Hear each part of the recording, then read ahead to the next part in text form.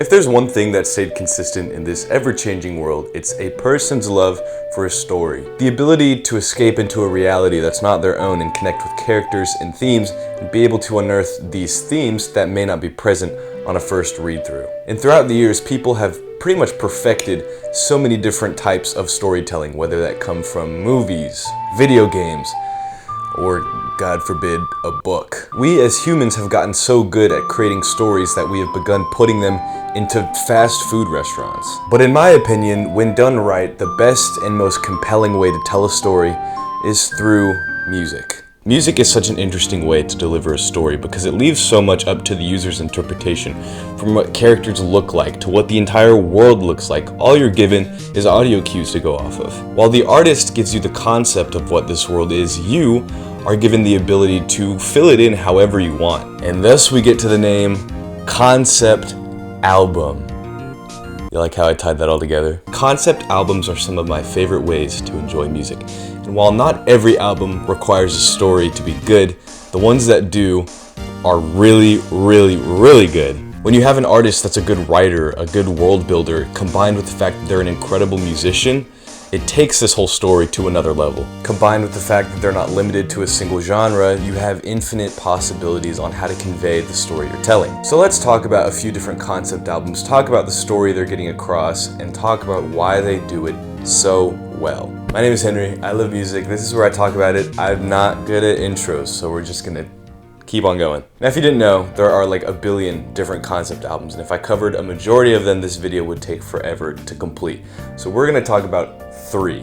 But the first one we're gonna talk about was my personal introduction to a concept album. I want you to picture me in middle school in the backseat of my family's minivan, driving to the state fair, so bored out of my mind and looking for something new to listen to. At this point in time, my parents were pretty strict, and so I wasn't able to venture outside of the music that was given to me. But on this day, I decided to be a little rebellious, and I had remembered a time where my friends were telling me how good the band Green Day was. My whole friend group was kind of in a rock/punk-ish phase, and so bands like Green Day and Fall Out Boy were some of our favorites. But on that day in that car, I decided to listen to the album American Idiot by Green Day, and when I tell you I will never forget that experience, it was crazy. While American Idiot is the first album we're going to talk about on this list, it is the most different from the normal concept album guidelines, I would say, in the sense that it leaves a lot of the story up to the listener's interpretation of how they see the events going. The album starts off by introducing you to the character Jesus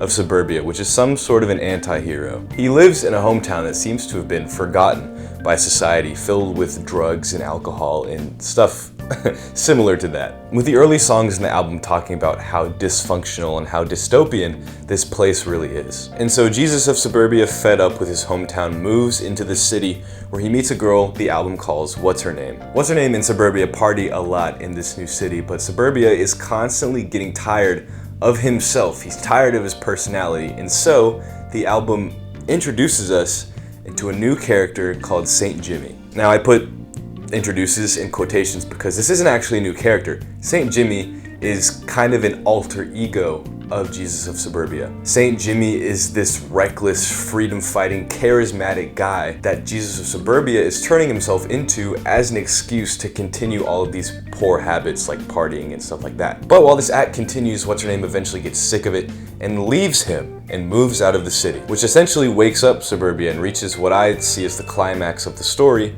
where he kills Saint Jimmy. After this, Suburbia moves back into his hometown, and the album concludes. Now you'll notice that was a short kind of overview of the album story, and like I said earlier, it's because a majority of it is left up to your interpretation. Specifically towards the end of the album, the events get really fuzzy, and this is kind of just what I have made of this album after listening to it a bunch of times. A lot of people see Saint Jimmy as his own character. A lot of people don't even think What's Her Name was real. I've seen a lot of different theories about this album, which brings me to what I think this album succeeds at best: ambiguity. Sorry, it's a big word, I know, but that is what this album excels at. Aside from this being one of my favorite albums of all time, American Idiot does a really good job at letting you fill in a lot of its blanks. Instead of giving you just one coloring page, American Idiot gives you a whole coloring book and just gives you the characters and the rough draft of what they're doing. And in hindsight, this is a really dangerous path to go down, because on one hand, if you leave the album too ambiguous,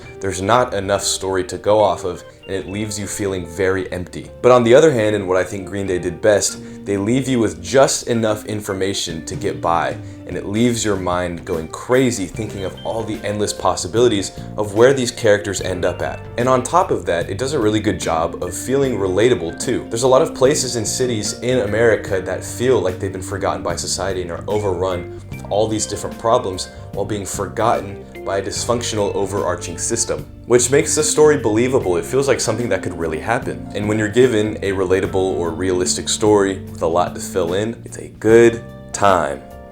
It's also just a really good album. But let's move on to an album that, instead of leaving a lot of stuff up to your interpretation, it gives you a completely fleshed out story that is just breathtaking. So let's talk about, again, one of my favorite albums of all time, Igor by Tyler, the Creator. Igor excels at a lot of things, and it's not just because people think it's Tyler's best album. It excels really, really well at telling a good story. The story starts with the main character, Igor, and a guy that he really, really, really likes, to the point where he feels like he can't live without being in a relationship with him. And as these feelings climax and he feels like he's running out of time to get to this person, he finds out that he is still not over his ex. Finding this out completely destroys Igor to the point where he decides that he's going to eliminate not only the ex, but both people entirely. He then takes a step back, doesn't do that, and the latter half of the album shows him realizing that this whole situation was just completely and utterly toxic. From him realizing that he felt like a puppet whose strings were being pulled throughout the entire situation. Further coming to the realization that the love for this person is gone, and while he's still thankful for the good times he had, it is truly just out the window. But while reminiscing about these good times, he decides he really doesn't want to live life without this other person, and tries to rekindle the friendship. To get a little nerdy on you guys, the song Are We Still Friends, which is the last song on the album, ends in the note B flat, which doesn't resolve the song, basically meaning it feels like it ends on an incomplete note. But you know what does resolve the song? The first note on the first track, Igor's theme, E flat. Which, what does this mean? The album is a loop, both musically and metaphorically. After Igor backtracks on his feelings and decides to still remain friends with this person, this whole cycle starts over again. He will get strung along again. He will get angry again. He will fall out of love again, but ultimately he will always find himself back at the top of this circle. Which leads me to what I think this album does best, replayability. There are countless movies, games, and even concept albums that have a story that really is only meant to be listened to or experienced once. It may be a good story, but it's not really one that you need to experience multiple times in order to fully grasp everything. Igor is not like that. On top of being one of my favorite albums of all time, Igor's story is meant to be listened to over and over and over again. Each song fully represents a different aspect of this situation that Igor is in, and it does it so well that not only can you listen to these songs individually and still get that part of the story, you can just listen to it infinitely. And when this occurs in music, when artists want you to listen to their music over and over and over again, this makes perfect sense. It gives this album an amazing feeling, and a feeling that's set up in a way that you can experience it as many times as you'd like. Alright, we've talked about stories that are left up to your interpretation, we've talked about perfect loops, but let's talk about an album that has entirely perfected world building to the point where it's becoming its own, like, cinematic universe. An album universe, audio universe, I don't know. And that album is Preacher's Daughter by Ethel Cain. Now, just like the previous two albums that I've mentioned, this album is not new by any stretch of the imagination. I believe it came out in 2022, but this album has entirely re-entered the mainstream to the point where it is a charting album. I don't know if it still is now, but I know it was earlier. It's becoming massively popular again, and for a very good reason. This album's story is insane. And it's a story that I can make its own video on entirely, but we're gonna give a brief synopsis of it just to kind of get my point across. The story kicks off with the main character, Ethel Cain, living in a small town in Alabama. Her father is a preacher, surprise, surprise. And so because of that, Ethel grows up feeling this gigantic legacy that she feels like she has to live up to. And because of this, she feels like she's missing out on so many core parts of being a teen in America, stuff like high school football teams, stuff like that. And so she starts to become rebellious. She starts to explore things that are forbidden under her religion. And that, combined with the relationship of her first lover, Willoughby, failing, she decides to run away. Metaphorically and physically, she's running away from this small town in Alabama and running away from the legacy that she's meant to live up to. While on the run, she meets a man named Logan, gets into a relationship with him, and they travel together. Logan is a bank robber, and because of this, he doesn't last very long. Logan is shot by the police, which causes Ethel to start running again because she doesn't want to get caught with him. And while on the run, another man named Isaiah finds her, and you will come to find out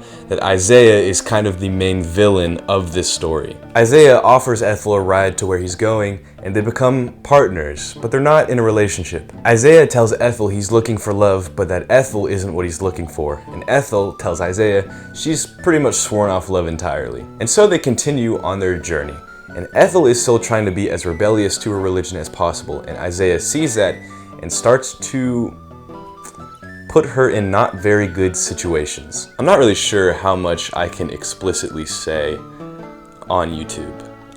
Isaiah convinces Ethel to start doing some illegal things to get money so they can spend it on illegal things. And this keeps building to a point where Ethel is on so many substances that she thinks that Isaiah is possessed by the devil, which would not be the most surprising revelation in the world, considering that while she is on this kind of psychotic break, Isaiah, he eats her. I'm not really sure how I would go get around saying that. And while this is all happening, Ethel is realizing that she has been left to her own devices and that no one is going to save her. Not her father, not her friends.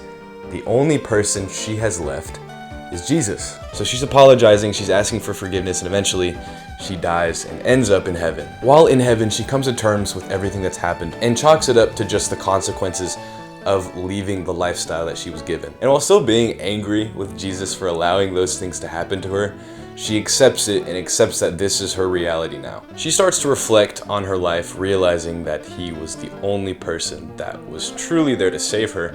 But as that goes on, she starts to realize that she really does miss some things. In the final song of the album, Ethel talks about missing her mom, telling her that she'll see her when she gets there. And then, while also in kind of like a last prideful or cocky kind of mentality, she finds her earthly self in a freezer in Isaiah's basement and repeatedly asks if she's making him sick, almost hoping that he is. And that is the end of kind of the Sparks Notes version of that story. There are so many details that I really just don't have time to touch on. Different ways events might have played out, different underlying sources of trauma that Ethel had that I didn't mention, that, like I said, completely warrant its own video. But for now, I want to touch on what this story does best: world building. It did what American Idiot did in sort of an okay fashion with its buildup of a dystopian America, and cranked that up to 11. Ethel supplemented this with different images and stuff like that to help you get a better picture, but this album takes place in such a believable, southern, very biblical part of the country, to the point where you can pretty much completely imagine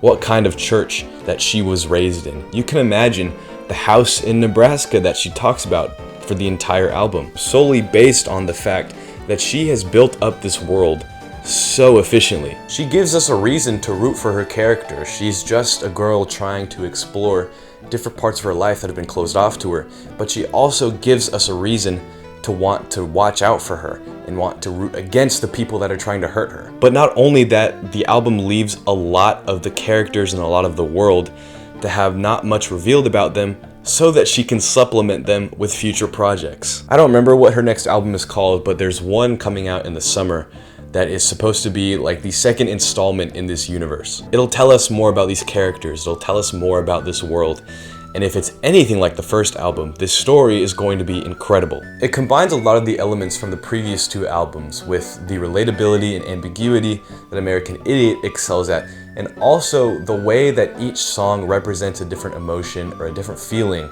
like Igor. But in my opinion, Preacher's Daughter combines all of those elements, all of the best parts of them, and creates this world that you feel like you just read a multi-chapter novel, which I believe is happening. I think she's writing a book about the Preacher's Daughter lore, I guess, which would be really cool. This album was the most narrative driven out of the three that I mentioned, and I think that's a really good thing because it allows it to be expanded on so much further down the line. It's like comparing a movie series to just a single one-off movie. Just because one has the potential for more installments, it doesn't mean that it's any better, but all three of them take this idea of being a concept album and delivering a story so insanely well. Which is why this is one of my favorite ways to enjoy music. I love when there is a story I can grasp onto, when there are characters I can relate with, and when there is just a whole world to immerse myself in. All of these albums are great in their own right. You should definitely listen to them if you haven't. But that is where I'm gonna wrap up. If you have a concept album that you really enjoy that I didn't talk about, let me know in the comments. If I haven't listened to it, I will. I'm always on the lookout for new music.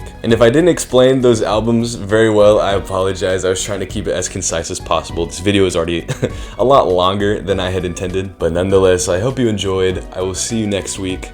Thank you for watching. Subscribe too. Goodbye.